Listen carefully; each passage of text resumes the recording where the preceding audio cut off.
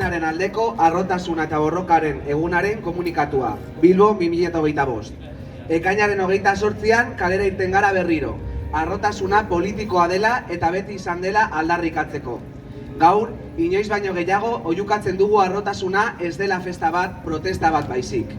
Aurten, lehen aldiz, karrozen desfile bat izan dugu Bilbon, eta Bilbao Bizkaia Harrok mani izendatzeko gibelak izan ditu. Aurten ere, lehen aldiz eguerdiko 12etan deitu dugu manifestazioa, arratsaldez egin beharrean. Gaur arratsaldean udalak eta BBKak kontzertuak antolatu dituztelako inguru honetan bertan.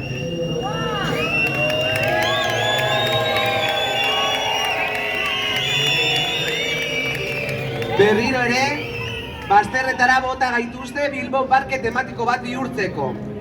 Makroekitaldi horiek turistifikazio estrategia baten parte dira, eta sexu eta genero disidenteon mugimenduari eta oroar Bizkaiko herri mugimendu osoari egiten diote boikota.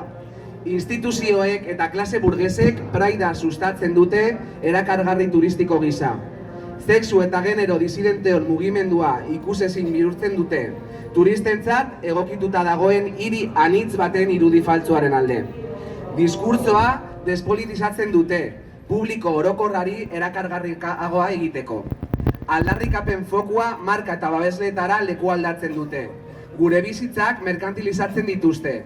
Gentrifikazio prozesu bat bizitzen ari gara, zeinean etxe bizitzarekin espekulatzen den eta herritarrak etxegabetzen diren gai hotel berriak irekitzen diren bitartean. Horrez gain, politikak erosmen ahalmen handiko turismoari zuzenduta daude eta dena harrotasunaren izenea. Aski da turistifikazioarekin. Gora borroka transmari biboioa! Gora borroka antirrazista! Gora klase elkartasuna! Gora Palestina eskatuta!